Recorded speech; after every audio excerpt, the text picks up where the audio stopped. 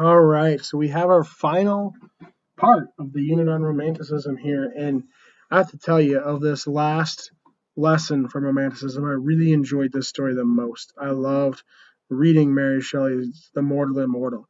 We'll probably spend the least amount of time on it because Shelley's Prometheus Unbound is so complicated to unpack and so controversial in the ideas it presents. Um, and by contrast, I think Mary Shelley has done something here that is simpler than what Percy Shelley did, but in some respects is more worthwhile or at least more enjoyable. Or personally, I enjoyed it more reading it. So, a little bit about Mary Shelley. She was the daughter of William Godwin and Mary Wollstonecraft, who, as I pointed out in the lesson on Mary Wollstonecraft, tragically died 10 days after giving birth to her. But Mary Wollstonecraft went on to accomplish a lot in her lifetime. And really, I think her life, what she did, is just so cool. I mean, it's also filled with tragedy, but at the same time, she's got these great accomplishments. At 14, she was sent to live in Scotland. William Godwin had a ton of children with his next wife, and they were just it became like too much for her to handle, I guess. That's the way the textbook presents it. So Mary went to live in Scotland for 2 years, from when she was 14 to 16, and she really got to roam the countryside and started writing then. So, like some of the other romantics we've studied, she had that rural upbringing immersed in nature. At 16, she came home to her father's house, and that was around the time Percy Shelley started hanging out there, so that was when they ran away together. At 18, she started writing Frankenstein, and at 20, it was published. Um, so she started writing it um, again as part of that competition with Shelley and Byron when they were in the Alps when she was 18 to see who could write the best ghost story. She clearly won. Let's just put it that way. Manfred is a pretty interesting work. I don't remember what ghost story Percy produced, but it certainly didn't hold up. And then Frankenstein has become a central myth of modern Western culture. So not only is Frankenstein just this outright amazing novel, it's also become, well, like the textbook says, a modern myth. Even if you have never read Frankenstein, most people know the basic story, and the images of Frankenstein have become iconic in our culture. And it all goes back to this novel. Mary Shelley started writing 201 years ago. Um, she had a very tragic life with Percy, as I mentioned. She she was pregnant, I think, at least 5 or more times. I know she had one miscarriage. I can't remember if she had more miscarriages. She did give birth to 4 of their children, but only one of them survived to adulthood. Um, the others all died. I think 1 or 2 died in infancy, and the others died when they were very young children. So it was incredibly tragic. They had a very unhappy marriage. The textbook attributes the loss of these children to why they had an unhappy marriage. Um, I should have pointed out in the last lesson that they married after Shelley's first wife drowned herself. That freed them up to marry. They had a very unhappy marriage. The textbook argues that the loss of the children was the reason for it, and it certainly would be. That certainly makes sense. But I always think there are probably more reasons than one, and certainly I don't think Shelley would have been an easy person to live with. Um, but they weren't even together that long before he died, and she lived much longer. She lived to be 51, and so while this early part of her life with Percy was marked by tragedy, she went on to um, she went on to be very accomplished writer and really triumphant. I would argue, I mean, I shouldn't make this argument, but looking at the biography, I would argue that she had a happy or successful, at least a triumphant life after Shelley's death. She really wanted to support the one son who did survive and live into adulthood. And so she became a writer, and a successful woman of letters. She published all kinds of stories and novels and other things that were popular and sold well. And from the income from her writing, she was able to support her and her son. And so I see this, after her mother died in childbirth young and after her tragic life with Percy, I see this as kind of a triumph of sorts. That she was able to live into her 50s and through her writing support her family. I just think that's pretty cool. Uh, she also altered and amended Shelley's texts, adding prefaces and notes. She wanted his biography to be seen by readers when they read his works because she thought it would help explain his ideas. And so she idealized Percy to a certain extent, even though they did not have a good marriage after he died. She wanted to kind of do what she could. And so this is one of the many projects she took on as she was a successful writer. Um, as I said, she lived to age 53, and just a few years before that, she saw their son get married and have a happy life and come into his inheritance. Remember, um, Percy Shelley came from that long line of baronets and the landed gentry, and was due an inheritance, and his father had held back his inheritance because he disagreed so much with Percy's lifestyle and beliefs. And after Percy died, his father did send money to Mary and their son, but she had to keep her name off of her text, at least her married name, Shelley, um, because their father still disapproved of their lifestyle and at least her husband's beliefs. And so all of her works of the author of Frankenstein, which Frankenstein was popular enough that helped her work sell. Um, But finally, after Shelley's father died, Mary was able to use her name in her writing, and her son inherited Shelley's inheritance. And so her son had what seems like a very good life, and Mary helped make it possible through her writing, which again I think is the cool part. And if you've never read Frankenstein, you should. It's just this great novel that accomplishes so much. It's so interesting and fascinating. Um, and it's too long. It's not that long. It's short, so you could read it on your own without having to devote too much time. But it is too long for a class like this where we have so much literature, 200 years worth of literature to cover. But the story the authors have included, The Mortal Immortal. One of the reasons I like it is it's very similar to Frankenstein. It conveys really similar ideas. So we'll be able to talk about what's great about Frankenstein through our analysis of this story. Um, None of Mary's other works reached the height of popularity that Frankenstein did because really what could. But again, I think what's important is what she accomplished through those works and supporting her family. Um, all right, so here we go. Let's take a look. So there are three main ideas that came out of this story. And one of them, the most central one, I would argue, is the main idea of Frankenstein as well. And I've posed each one as questions that we'll try to answer through our analysis of the story. So my first question is, why is Bertha so ready to marry Winsey after he drinks the potion? They've had this relationship where they would marry if only he had money, but then he does have money, and then she's kind of flirting with other guys. Well, his personality changes after he drinks the potion, and he seems much more confident. And she's just immediately ready to marry him, even though neither of them knows what the potion really did until much later, until they've been married a long time. And so my question is, what is different about him after he drinks it that now makes him someone she wants to marry, even though she clearly has her choice of suitors? And I think it's confidence, and we'll look at why on the next slide. The other question is science versus nature. And so this question is the one that's central to both this story. I think it's the most important theme or question from this story, but it's also the most important theme or question of Frankenstein. And what you have here is humanity in conflict with nature. So you have to keep in mind that Frankenstein is not a work of fantasy or even really a supernatural work. It has these elements of the Gothic and it has these almost unreality kind of moments, but it's not supposed to be supernatural. It's not supposed to be fantasy. It's science. Frankenstein is really the first work of science fiction. And so there's actually an element of realism in Frankenstein where this theoretically or supposedly is supposed to be all possible through human science. It's not some kind of supernatural thing going on.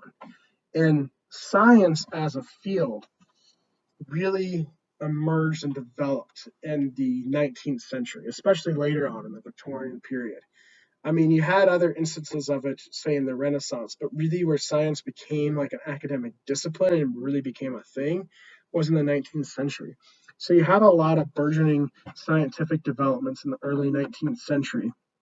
And Mary Shelley was able to use that background and incorporate some scientific knowledge into Frankenstein and make it a novel where the more fantastical elements are all tied to human science and are not supernatural or not fantasy. They're theoretically possible all through what humans could do. And this is accurate.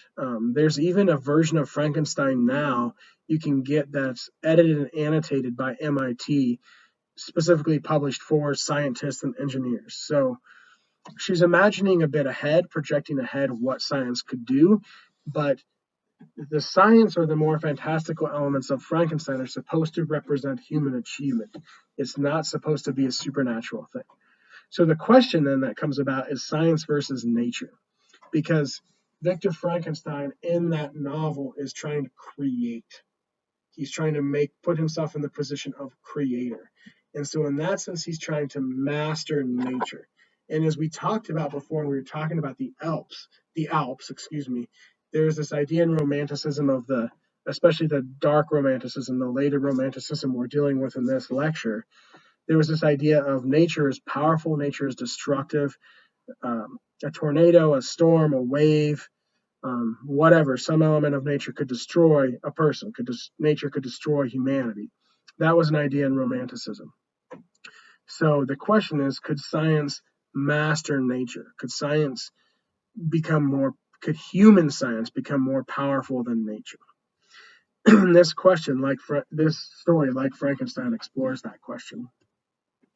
Finally, a question that is more to do with this story and also very important to it is, does love fade as beauty fades? In other words, since you have a protagonist who is either immortal or long lived and his wife is not, does the dynamic of their relationship change as she ages and becomes less beautiful, and he still looks like he's 20? That's another important question for this story. So let's do some close reading here and see how the story, through its language, answers these questions. My first one, which is the simplest of the three questions, we have a passage where Bertha often wondered at my lightness of heart and unaccustomed gaiety, for before I had been rather serious or even sad in my disposition. She loved me the better for my cheerful temper, and our days were winged by joy. Mary Shelley is a beautiful writer, and she wrote fiction more so than poetry, but some of her language is so beautiful, like the phrase, our days were winged by joy, that it almost sounds like poetry in the prose. But the idea here is that Wensley's belief that the potion will free him of his love for Bertha gives him a confidence that he never had before. And that confidence is appealing to Bertha and what wins her over. So before, he's of a mind of, I'm not sure if she's in love with me. I need to have money in order for her to be in love with me. So he's very insecure about their relationship and her feelings for him.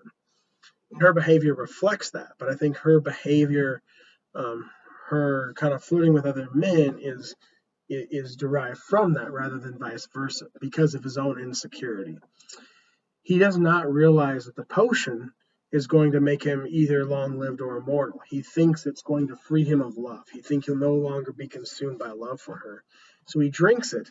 He believes that he'll no longer be consumed by love for her, and it has kind of a placebo effect then, if you will, where he's no longer insecure about his love for her. So even though he really is still infatuated with her, the placebo effect here takes away his insecurity and gives him a confidence. That confidence is then appealing to Bertha, and that's why she abandons her other suitors and marries him right away after he drinks the potion. So that was just an interesting thing I noticed, kind of my thread as I was reading this. But let's get at the really big question of science versus nature. Here's a passage I would argue is the most important passage in the story. I believe it's fundamental to understanding the story as well as fundamental to understanding Frankenstein. His science, here it's talking about Cornelius's science. His science was simply human, and human science, I soon persuaded myself, could never conquer nature's laws, so far as to imprison the soul forever within its carnal habitation. So, like I said before, the story, like Frankenstein, raises the question of whether human science can completely master nature. Winsey, the narrator, believes that it cannot, or he reasons that it cannot, which means he must be just long-lived, not immortal. So, as he struggles with the fact that he'll outlive Bertha, and that's a problem for him because their love is the thing that keeps him going. He consoles himself, you could say, by reasoning that science cannot master nature. Again, the emphasis is on human science. This is not a supernatural thing. This is the science Cornelius created in his lab, much like Victor Frankenstein. So here, the idea of immortality represents mastery over nature. If the potion worked and Winsey never died, never ever died, remained immortal, then human science would have mastered nature. Winsey believes that human science cannot master nature, so that he uses that to console himself. That means he'll eventually die.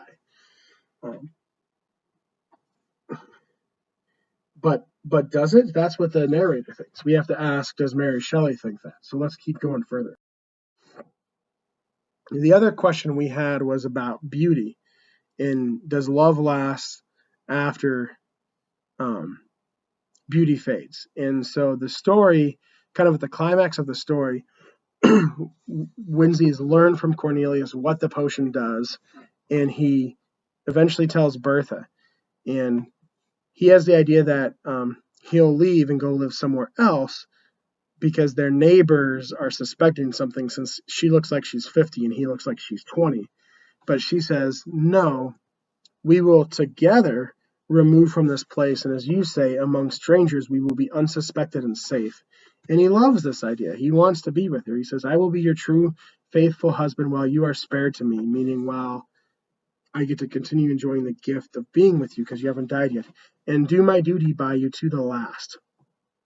So the fading of Bertha's beauty does not affect Winsey's love for her. He still loves her just as much when she's 50 as she was when she was 20. But what happens here is the two relocate so they can be together in their old age, away from the suspicions of their neighbors. So what's really going on here, the introduction to this story in the textbook brought up this question. But I think the answer is obvious. I think if you have true love, according to Mary Shelley, that love stands the test of time, stands any trial. And I do believe she believed this, because her and Percy's love did not hold up through the trials and sufferings they went through. But I think if that has to do with anything, it's to do with Percy's character, as we saw in the last lecture.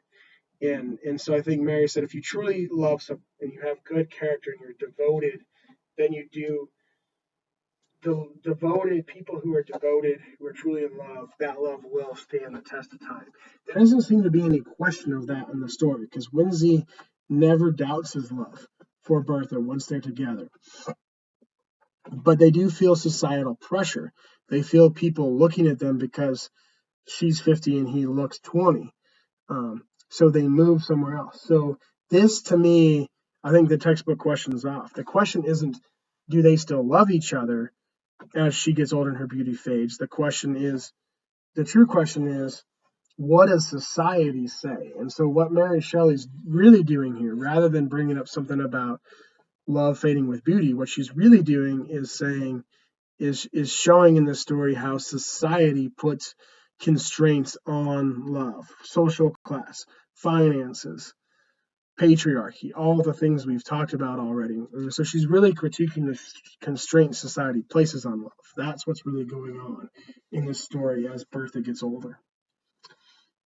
All right, so one final quote here, which is the last quote of the story, and I think answers our question about science versus nature, human science versus nature. He's talking about his possible death, and he's realized that he will perhaps never die of old age, or not for a long time, but he could be killed. And so he's going to go on a dangerous expedition to the Arctic where he might very well die. And it never says what happens, but he ends the story by saying, by scattering and annihilating the atoms that compose my frame, I'll set at liberty the life imprisoned within, and so cruelly prevented from soaring from this dim earth to a sphere more congenial to its immortal essence. So again, we see the beautiful language of Mary Shelley's writing.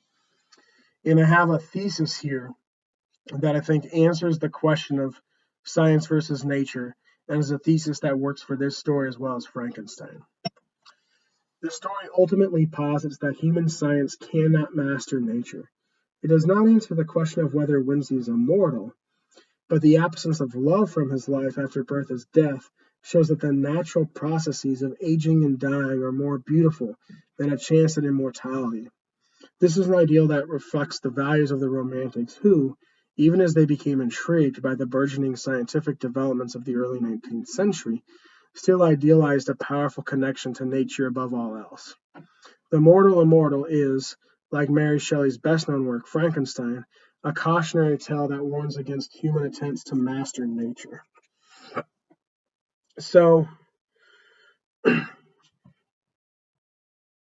Bertha's love and their relationship is more important to Windsor than anything else. And once she's gone, he doesn't remarry.